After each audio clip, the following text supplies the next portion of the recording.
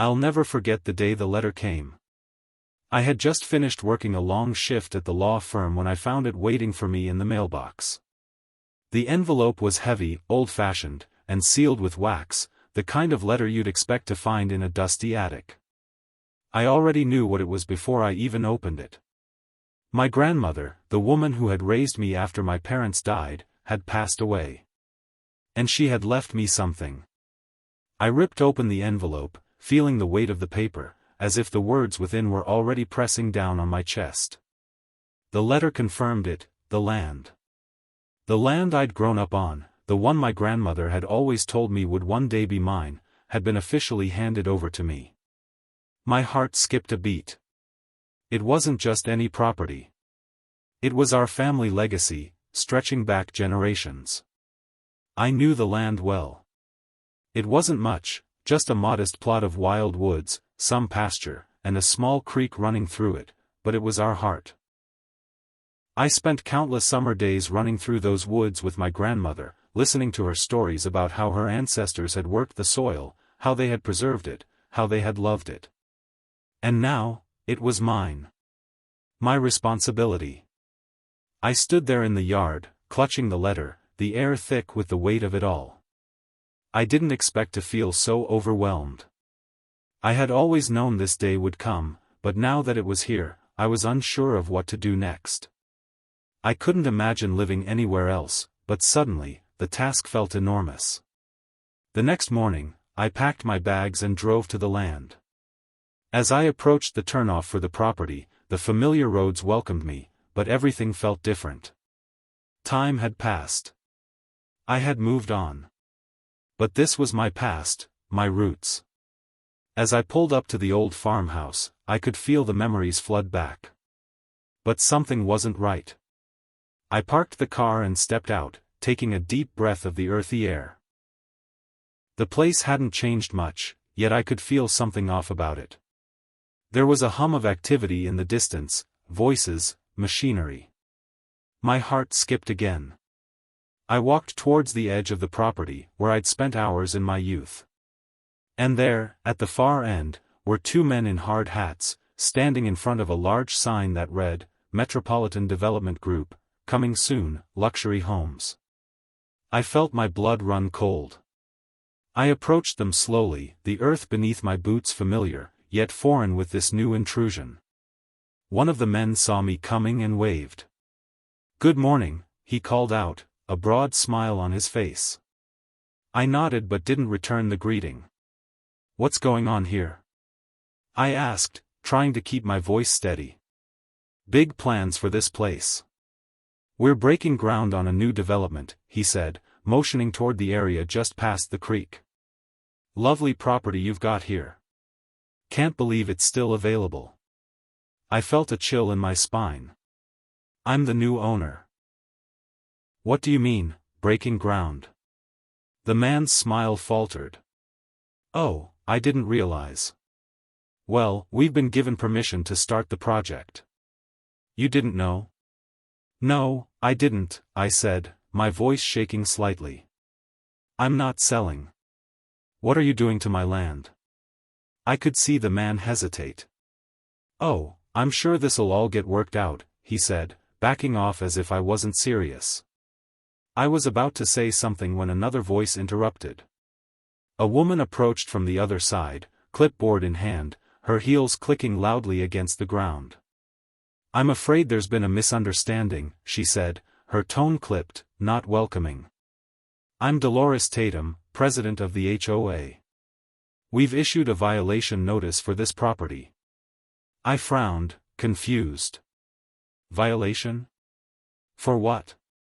She held up the clipboard, handing me a piece of paper. "You've failed to comply with the HOA regulations. We've received complaints about the lack of upkeep.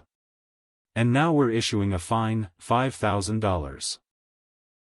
I blinked, trying to absorb what she was saying. A fine? For what? The land had always been untended, part of its charm.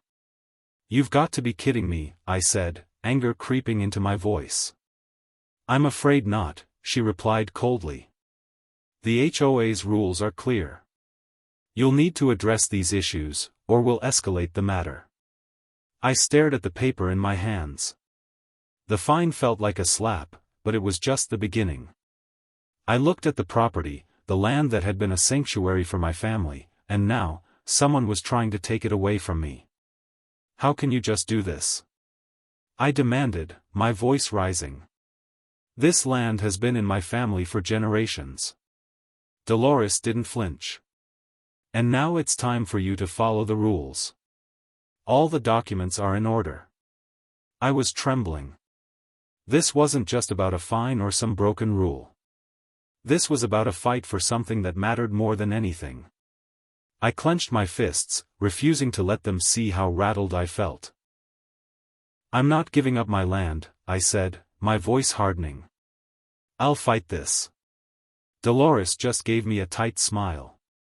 We'll see about that. As I watched her walk away, my heart pounded in my chest. This wasn't going to be easy. But I would do whatever it took to protect what was mine. What was our family's? I couldn't just stand there and let Dolores and the developers steamroll me. No way. This land was more than just dirt and trees. It was part of who I was, who my family was. But I had no idea what I was up against, so I decided to dig in and figure out exactly what had happened here.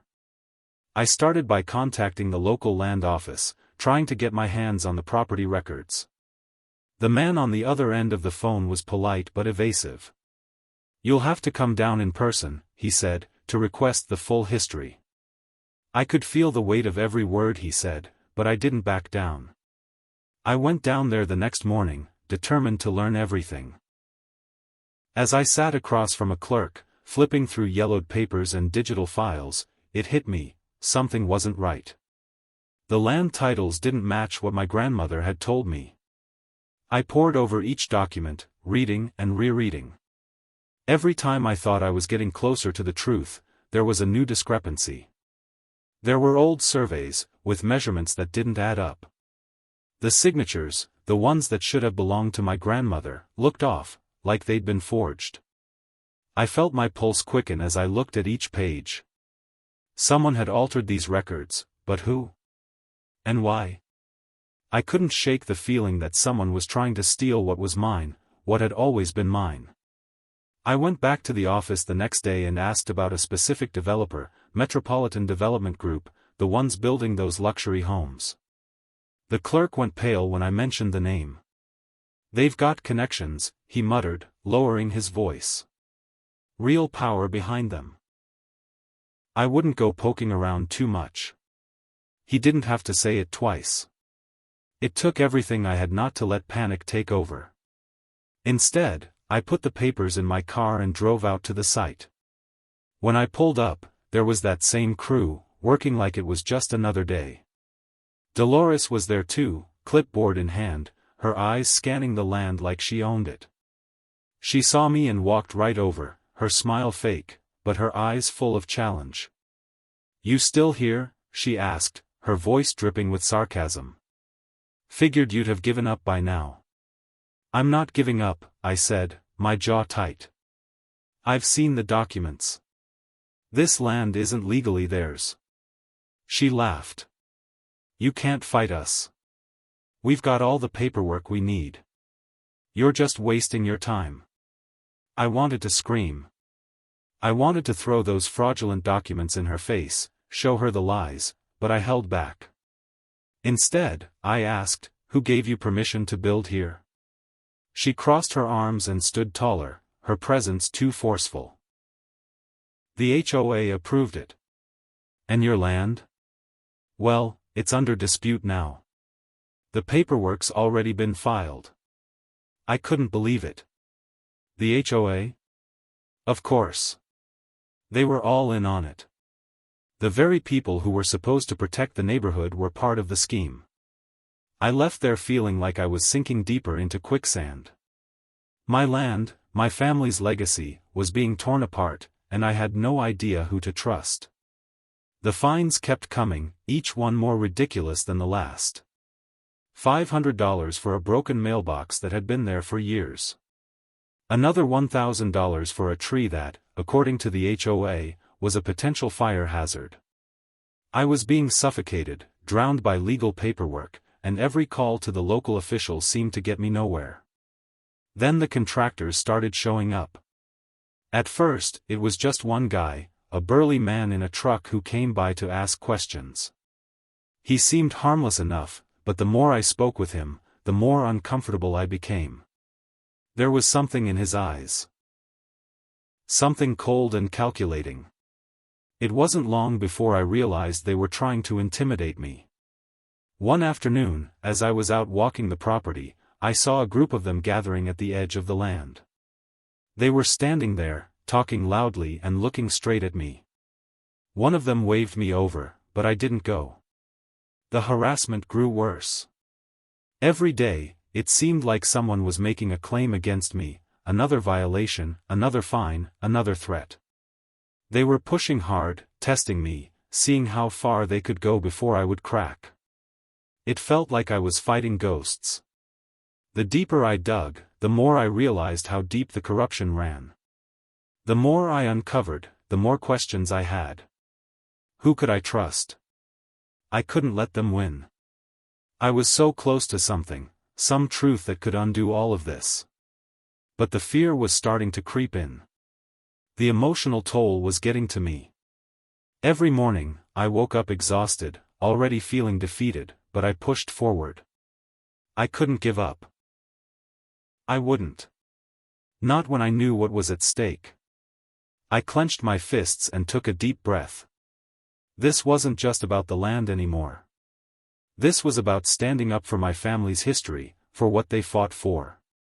And no matter how many threats or lies they threw my way, I was going to keep fighting. I couldn't shake the feeling that I was missing something. Dolores and the developers, there had to be more to their plan than just a few illegal documents. I had to get to the bottom of it, and I wasn't going to let anyone stand in my way. The first step was to get more information, so I turned to a legal advisor, someone who knew more about land law than I ever would. I sat in their office, tapping my foot anxiously as they sifted through the documents I had gathered. It felt like hours, but eventually, the lawyer looked up, a frown on their face. "This is bad," they said. "You're dealing with a developer who's playing a long game. These aren't just mistakes, this is a pattern." I leaned forward, my pulse picking up. "What do you mean?" The lawyer pulled out a stack of property records and spread them across the desk. "See here," they said, pointing to a list of land transactions. "The developer has been systematically buying up properties surrounding yours, and these sales? They're not right. Forged signatures, fake surveys, manipulated zoning laws, this is all deliberate." My stomach churned. "They're trying to take everything. They want to build this luxury development and push me out, don't they?" The lawyer nodded. "It's bigger than just your land. This is a coordinated effort, and it goes all the way up to the HOA president. Dolores Tatum is in on it. She's been using her position to grease the wheels for the developers." I felt a cold wave of anger wash over me. Dolores. She was behind all of it. It wasn't just about some fines and legal battles. It was about money and power, and she was using her position to destroy everything my family had worked for. I didn't hesitate. I was done playing nice. I drove straight to Dolores's office, my hands gripping the steering wheel tightly. My thoughts raced as I thought about everything I had uncovered. This wasn't just about my land anymore. This was about standing up to someone who thought they could ruin lives for their own gain. When I walked into her office, she looked up, feigning surprise. Well. I thought you'd have given up by now." I slammed the stack of documents onto her desk, watching as the papers scattered. "You think I'm going to just roll over and let you steal my family's land?" I said, my voice low but steady. Dolores didn't flinch. She just crossed her arms and leaned back in her chair. "I don't know what you think you're going to accomplish here, but these documents don't prove anything. You're wasting your time. You've been manipulating the system. I shot back. You've been buying out the land around mine, forging documents, and using your position in the HOA to clear the way for developers. This is bigger than me, Dolores. You've been using your power to push everyone around here out. Her face remained calm, but I saw the slightest twitch of her lips. You've got it all wrong, she said, her voice dripping with condescension. This is just business. People like you, people who hold on to old land, don't understand that things need to change. Progress happens, whether you like it or not. You don't get to decide that. I was almost shouting now, the frustration building in my chest. This land isn't just a piece of property to me. It's my family's legacy. You can't just erase that. Dolores stood up, a smug smile on her face. You're too emotional about this. That's your problem. And you're not going to win this fight. People like you never do. I could feel my heart pounding in my chest, but I didn't back down. I'm not giving up. I don't care how deep your pockets are or how many people you've bought off. I'll fight you every step of the way. She shook her head, her eyes narrowing. Then get ready to lose. This is my neighborhood now, and you're just in the way. I didn't respond. Instead, I turned on my heel and walked out of her office, every step like a declaration. She thought she had control, but she was wrong. I wasn't just fighting for the land anymore. I was fighting for everything my family stood for, everything they had worked to build. As I left the building, doubt gnawed at me. Was I just spinning my wheels? Was this fight too big for me? I wasn't a fighter. I was just a person who inherited land, a person who had no idea what they were doing. But when I thought about my grandmother, about all the years she spent in that house, tending to the land, telling stories of the past, I couldn't just let it go. I couldn't let them win. I wasn't sure how I was going to beat Dolores or the developers, but I knew one thing for sure, I wasn't going to stop. Not now. Not ever. I wasn't about to let Dolores and the developers win, not when I knew how deep their corruption ran. It was time to dig in my heels and fight back harder. I spent the next few days combing through every scrap of evidence I had. The more I dug, the worse it got. I found emails between the developer and local officials, all but spelling out the manipulation of zoning laws. The HOA had been working hand in hand with the developers, clearing the way for them to steal land from anyone who didn't want to sell. And now, I was on the chopping block. I leaned back in my chair, staring at the documents spread out in front of me. I felt sick to my stomach. They were making a mockery of everything my family had worked for. But there was something in me that wouldn't break. I couldn't back down now. The phone rang, dragging me from my thoughts. I didn't need to look at the caller ID to know who it was. It was the developer, or one of their goons. I answered, my voice low. Yes? Mr. Corbin, a smooth voice said. I'm calling to make you an offer you can't refuse. I could feel my jaw tighten. I already knew what this was. I'm not selling. Come on now, the voice continued, calm and almost too polite. We both know this property isn't worth what you think. Let us buy it from you for a fair price. We'll give you a generous offer, and you can move on with your life. No more hassle. The words stung, like they were trying to buy my family's history for pennies. I'm not interested in your money, I shot back, my voice hardening. You've taken enough already. There was a pause on the other end. We'll see. But you'll regret this. We can make things difficult for you. Trust me, Mr. Corbin. You won't want to drag this out. I hung up before they could say anything more. I was done negotiating. I wasn't going to let them bully me. But the threats didn't stop there. The next day, I came home to find a letter from the HOA demanding I vacate the property immediately. They were claiming I had violated some zoning law, something I knew wasn't true. This wasn't just a fine anymore, they were trying to force me off my own land. I knew it was a scare tactic, but it still hit hard. I wasn't going to let them take me down without a fight. I started attending community meetings, hoping to rally support from the other neighbors who had been bullied by the same people. As I sat in the back of the room, listening to their stories, my anger grew. One woman, Mrs. Williams, told me about the constant fines she'd received for things like a mailbox being a few inches too high. Another neighbor, Mr. Chen, was threatened with eviction over a tree he'd planted in his front yard. These weren't just isolated incidents, they were tactics the developers had been using all along. I stood up, my heart pounding. This isn't just happening to me, I said, addressing the room. We've all been victims of the same people. Dolores, Tatum, the developers, they've been using their power to force us out, to make money off our homes. We can't let them get away with this. We need to stand together. The room was silent for a moment, but then Mrs. Williams spoke up. You're right. We've been too afraid to speak out. But it's time to fight back. One by one, the neighbors started voicing their support. I could see the shift in their faces, hope, finally.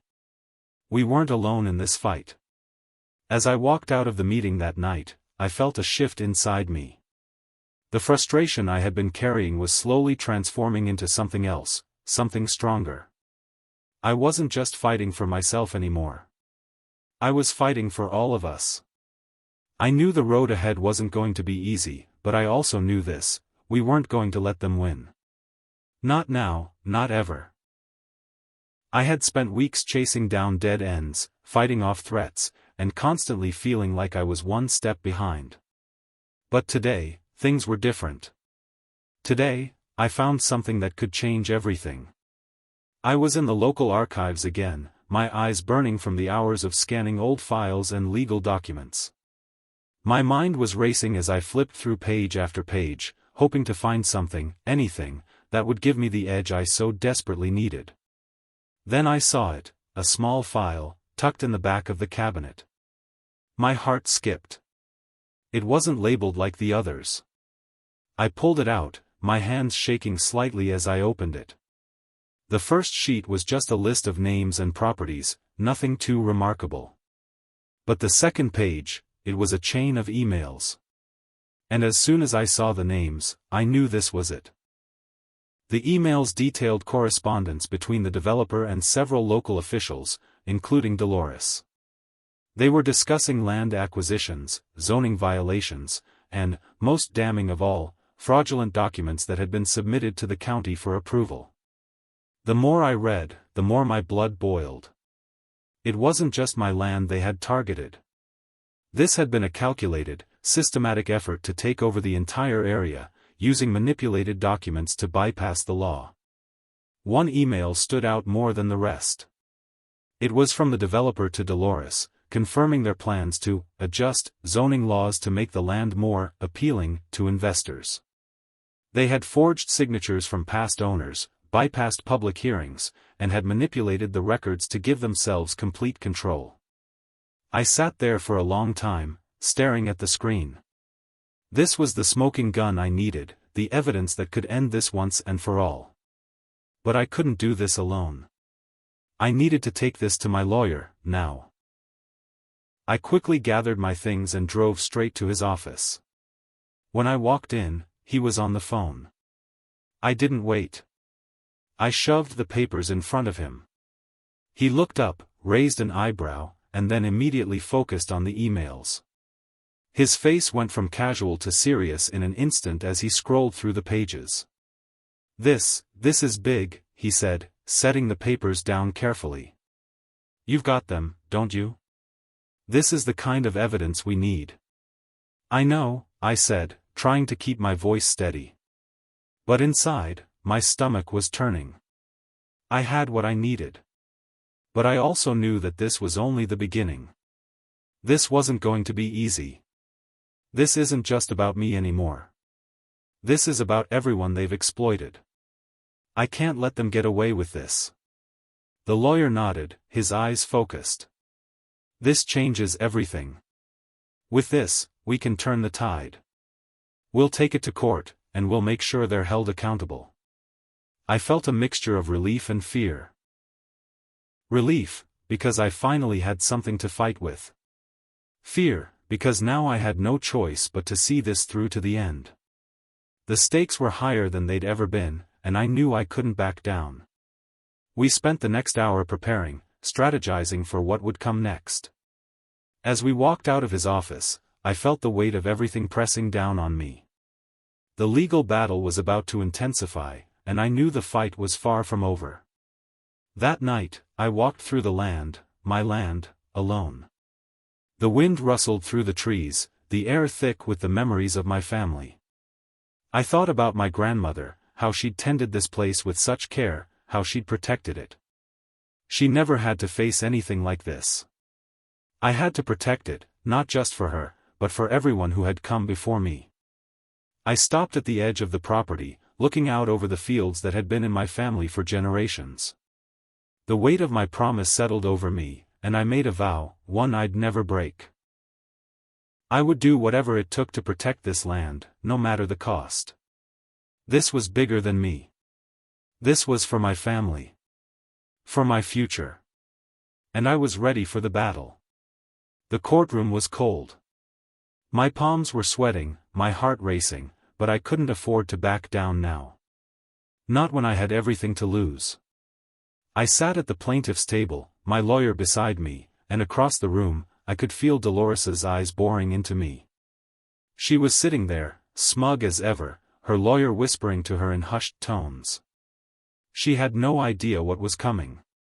The judge called the court to order, and my stomach twisted. I wasn't sure if it was the nerves or the weight of the moment, but I had to force myself to focus. This wasn't just a trial. It was a fight for everything my family had built. I leaned forward as my lawyer started presenting the case. He laid out the evidence we'd gathered, the emails, the forged signatures, the fraudulent zoning documents. It was all there, in black and white. There was no hiding it. "Your Honor," my lawyer said, his voice firm, "the evidence is clear. The defendant, Dolores Tatum, along with the developers, manipulated the land records, violated zoning laws, and used her position to further their personal agenda at the expense of my client's property rights." I watched Dolores's face harden, her grip tightening on the edge of the table. The air felt thick, like the entire room was holding its breath. I could feel the weight of the eyes on me, everyone knew what was at stake. I glanced at the judge, trying to read his expression. His face was unreadable, but his eyes were sharp. He'd heard the evidence, but I could sense that he hadn't made up his mind yet. My throat tightened as I thought about my grandmother, about everything she'd taught me. This land, this family legacy, it meant everything. And I wasn't going to let Dolores steal it. The defense began their argument, and Dolores's lawyer tried to poke holes in our evidence. "These documents are circumstantial," he argued. "You have no proof that the land acquisition was illegal. There is no direct connection between the actions of my client and the supposed fraud." I clenched my fists under the table, biting my tongue to keep from reacting. I couldn't let them derail this. My lawyer was ready, though.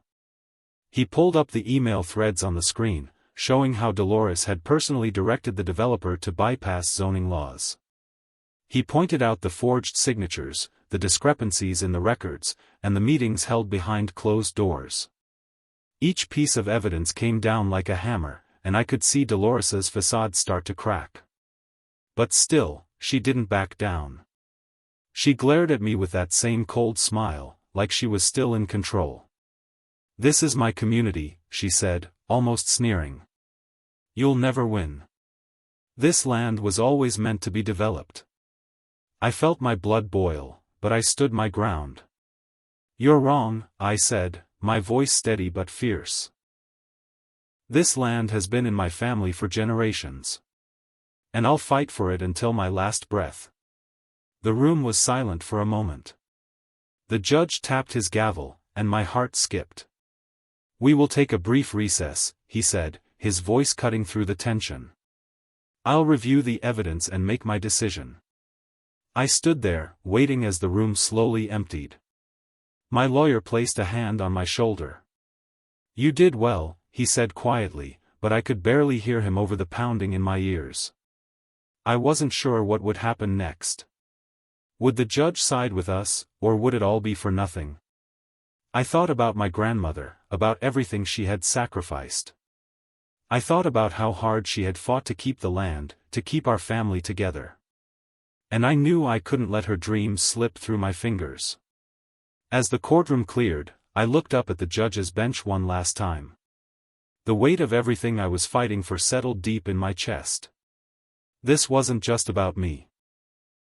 It was about everything my family had worked for. And I wasn't going to let it go. I couldn't. Not now. Not ever. I couldn't breathe as I waited for the judge's decision.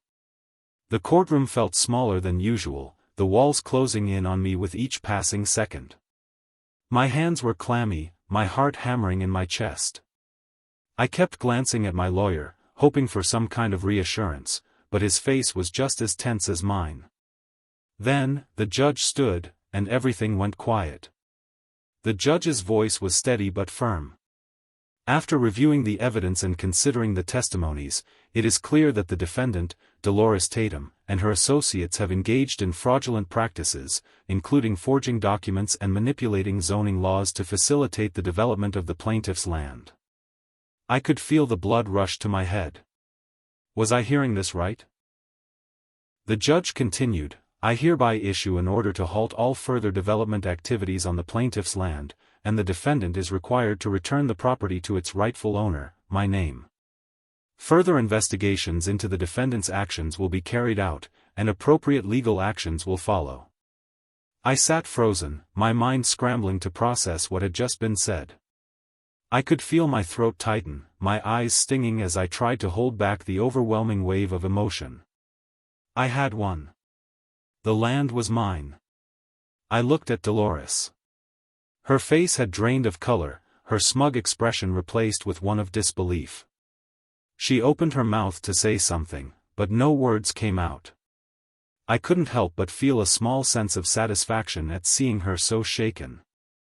The judge banged his gavel.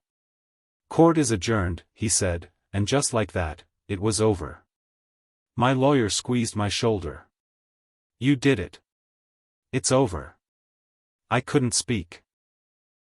My heart was still racing, but this time, it was a different kind of rush. It wasn't fear, it was relief. A heavy weight that I hadn't realized I'd been carrying was finally lifted. Outside the courtroom, I was greeted by a small crowd of neighbors. They'd all shown up, their faces filled with hope and gratitude. Mrs. Williams was the first to speak, her voice choked with emotion. "We knew you could do it. You saved us all." I nodded, my voice thick. "We saved this land. All of us." As the community gathered around me, clapping me on the back and congratulating me, I realized something: this victory wasn't just mine. It was theirs too. We had all fought together, and now, we had reclaimed what was rightfully ours. But even as I felt the joy of the moment, there was a lingering sadness. I thought about my grandmother, about the promises I had made to her. She'd never see this day, never know that the land she had loved and fought for would remain in our family. The grief was sharp, like a wound that hadn't fully healed, but I knew that I had honored her memory. I stood there, surrounded by people who had once been strangers but were now allies. They had all stood up for what was right, and in doing so, they had helped me reclaim more than just land. They had helped me reclaim my strength, my purpose. As I looked out at the land, I realized how much I had grown. I had learned to fight for what I believed in, to stand up against overwhelming odds. I had faced fear, doubt, and loss, but in the end, I had come out stronger. I had kept my promise to my grandmother. The land was safe. And for the first time in a long while, I felt at peace. I stood at the edge of the land, my eyes scanning the fields that had once seemed so threatened.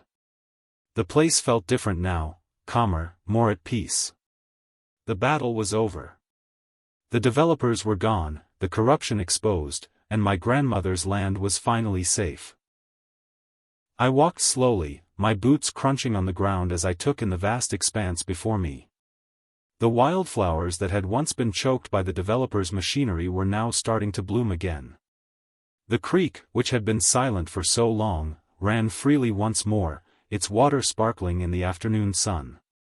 It was like the land had taken a deep breath, ready to heal, ready to grow again. But as I walked, my thoughts weren't just on the land. They were on everything that had led me here, the months of stress, the sleepless nights, the fear that I might lose it all. I thought about the times I wanted to give up, the moments when it felt like too much. The doubt, the uncertainty. There were times when I thought I didn't have the strength to go on, when the weight of it all felt like it might break me. But I hadn't broken. I had stood my ground. It was strange, really. Winning the legal battle had been important, yes. But what I hadn't expected was how much the fight itself had changed me. In all the chaos, I had discovered something about myself. I had found strength I didn't know I had. I had learned the true meaning of perseverance, the kind that doesn't stop when things get hard, but pushes forward because it knows what's at stake. I paused by a patch of wildflowers, my fingers brushing against the petals. I thought about my grandmother, how she would have been so proud to see this. To see that I had done what she couldn't, kept the land in the family. Preserved the legacy she had worked so hard to build. For the first time in a long while, I felt like I had truly earned the right to stand here, on this land. It wasn't just about me anymore. It was about the community that had stood by me, the neighbors who had come together to fight for what was right. They were my strength, my allies, and together, we had made sure that this place wasn't just saved, but protected. I took a deep breath, the fresh air filling my lungs. The future was uncertain, but I knew one thing. I would protect this land, no matter what. I made a vow to myself right then, standing in the middle of my family's land, I would ensure its survival for future generations. I would make sure no one ever tried to take it again, not while I was here to defend it. As I walked further, the sun dipping lower on the horizon, I realized that this journey hadn't just been about protecting land. It had been about learning who I was. It had been about understanding the power of community, the importance of standing up for what was right, and the strength that comes when you refuse to back down. I reached the edge of the land and turned around, gazing out at everything I had fought for. The fight had been long, but it had been worth it. I didn't know what the future held, but in that moment, I felt at peace. The land was safe. My family's legacy was intact. And for the first time in a long time, I felt like I could look toward tomorrow with hope.